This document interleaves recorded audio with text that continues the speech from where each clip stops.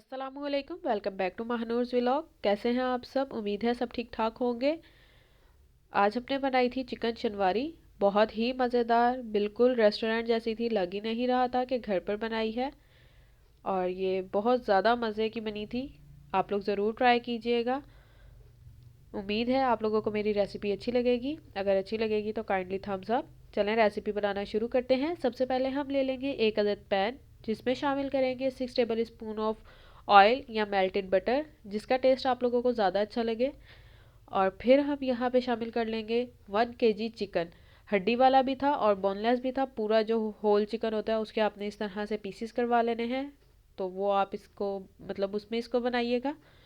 और फिर देखें, इसका कलर चेंज होने तक हमने इसे अच्छे से कुक करना है। और चिकन जो है अगर फ्रेश है तो बहुत जल्दी कुक हो जाएगी, और अगर जैसे फ्रीज़ होती है तो वो थोड़ा सा 5 मिनट ज़्यादा भी ले सकती है।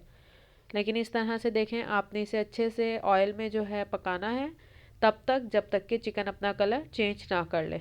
जब चिकन वाइट वाइट हो जाए फिर हम इसमें शामिल करेंगे गार्लिक, जो कि 8 पीस था, 8 जवे थे।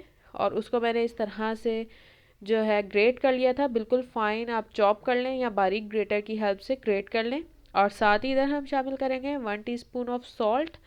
आपने यहाँ पे इसको चिकन को गोल्डन करना है। पहले हमने इसके वाइट होने तक मतलब कुक किया था और फिर लहसुन डाला था, और जब ये गोल्डन हो जाए फिर हमने इसमें शामिल करने हैं 1/2 kg टमाटर। और साथ ही हम इसमें शामिल करेंगे 12 से 15 हरी मिर्चें, बारीक काट लें।